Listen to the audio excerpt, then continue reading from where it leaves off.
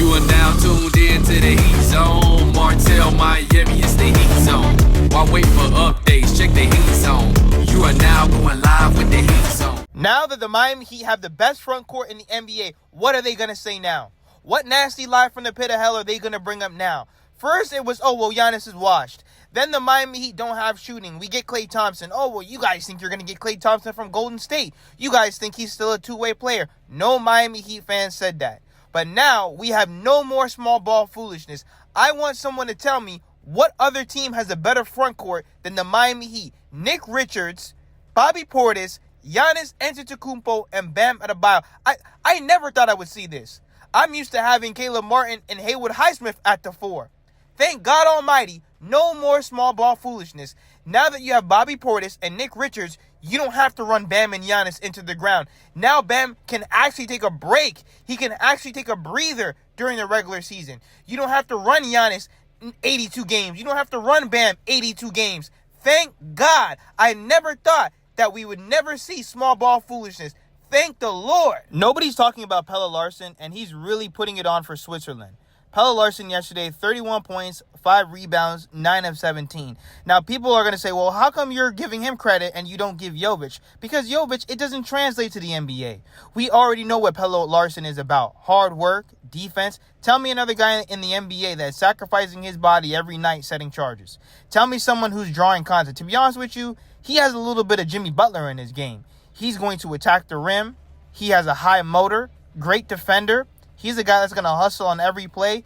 He's gotten punched, kicked, knocked out in the face every single game, and he continues to put it all out on the line. Those are the type of guys that go out there and make winning plays. Those are the types of guys that you want to win championships with because you know good and well they're going to give 110% on both ends of the floor. Tim Hardaway Sr. says that Klay Thompson is the perfect fit for the Miami Heat. I'm going to give you the floor. Well, he fits in perfect. He's looking at trying to win another championship. Right. He's going to play a lot better in this system than he did with the Dallas Mavericks.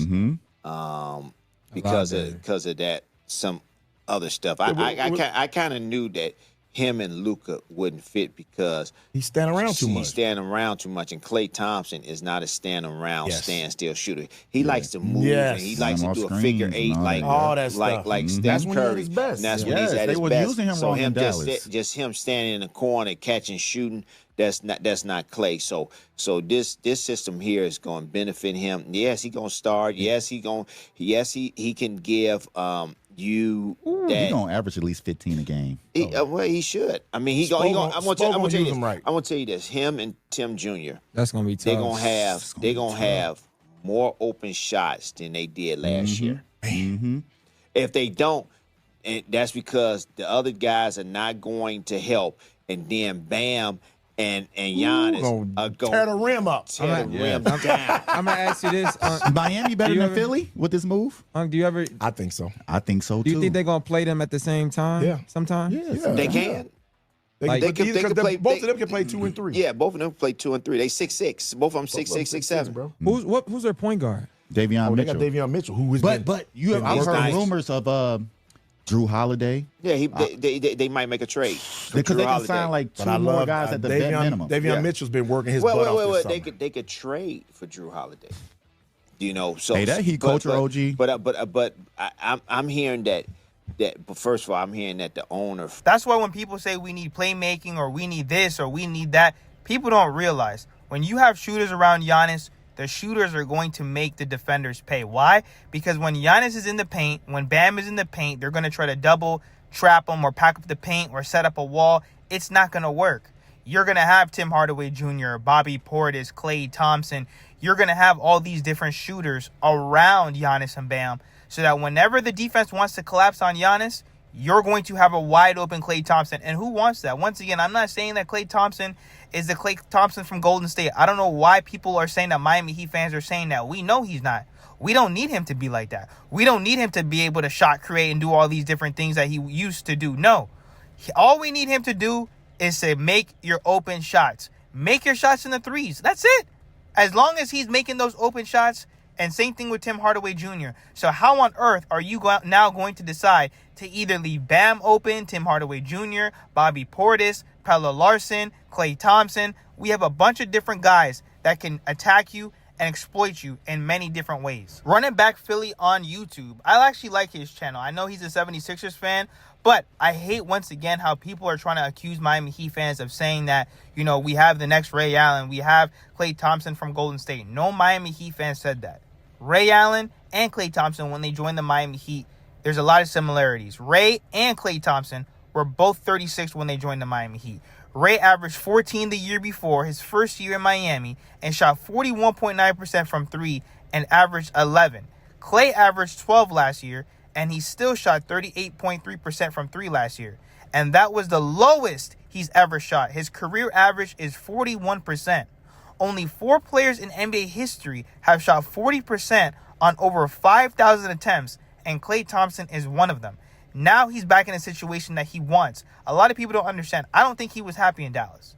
Now he's going to be happy in Miami, which changes everything. Danny Cipoletti, what up? Miami fans have short-term memory loss about Klay Thompson. They think he's going to be Miami Ray Allen. They think he's going to be Miami Ray Allen. They think he's going to be Golden State Warriors Klay Thompson. Zach Lowe, he believes the Miami Heat are not true title contenders. I think they're going to be a good competitive team. I kind of poo-pooed before I went on vacation. I had Goldsberry on, and we did our most pressurized player rankings, and I didn't even have Giannis on it. And I said, because I just don't think the Heat are going to be good enough for him to face that kind of real pressure. A month later or whatever, I think they're going to be a little better than I thought. Not just because of Klay, but as the roster has sunk in. I think they're going to be. I think they could go toe-to-toe with almost anyone in the East, but I still think they just don't have enough really good players to win 3 playoff series in the East. I still don't think they're a contender to get to the finals, but I think they're pretty damn good, and that's a fine step one in the Giannis year. I don't know, maybe you think they're a finals contender. I personally seen them win 3 playoff series. If they become a contender, I think the single most important reason is that Giannis and Bam are more complementary on offense than I am envisioning now. I don't care what Zach Lowe has to say. The Miami Heat are title contenders. I've been saying this for the past few weeks. The Miami Heat have the best front court in the NBA, and now we've solidified that with Nick Richards, Bobby Portis, Bam Adebayo, and Giannis Antetokounmpo. No more small ball foolishness. Bam and Giannis aren't being run into the ground. We don't have Caleb Martin at the 4. We don't have Haywood Highsmith at the 4. Davion Mitchell, I know a lot of people are questioning the playmaking. He averaged 6.5 assists last year. He had the best assist-to-turnover ratio in the NBA. Andrew Wiggins, one of the best premier 3-and-D wings. Bobby Portis and Tim Hardaway Jr., they both could have been 6th man of the year last year. Bobby Portis is a walking double-double. Tim Hardaway Jr. is a sharp shooter. And I don't care what anyone says. Klay Thompson, he still has enough in the tank. Obviously, he's not Golden State Klay, and we're not claiming him to be. All we need him to do is hit those shots. Giannis is the best player in the NBA. He's the best player in the Eastern Conference. You have Bam Adebayo, the best defender in the NBA who can guard 1 through 5, 6-time All-Defense, 3-time All-Star, the best coach in the NBA, and Eric Spoelstra. We're going to have a top 10, at minimum, top 3 defense. But Bam Adebayo has been able to anchor a top 10 or a top 5 defense by himself with undrafted Jimmy Butler and Tyler Hero. But we can't do this with 4+ defenders in our starting lineup? Tell me another team that has 4 better defenders or 4 like-minded defenders as, once again, Giannis, Bam, Wiggins, and Davion. And I'll wait. I'm not saying this team is perfect. I'm not saying it's going to be easy. Winning a championship isn't easy. However, the Miami Heat have solidified a team around Giannis and Bam. And mind you, this is only year 1. So I really can't complain. If this is a team for just year 1 of Giannis, once again, we have no complaints. Overall, the Miami Heat have had a hell of an offseason, getting Giannis and Bobby Portis, extending Andrew Wiggins, drafting Ryan Conwell. Oh, man, people are sleeping on him too. Re-signed Fontecchio on a good deal. Tim Hardaway Jr., Klay Thompson, Nick Richards. We've definitely gotten an A+ for the summer. All I'll say is, why couldn't y'all do this with Jimmy Butler? I wish Jimmy Butler got his ring.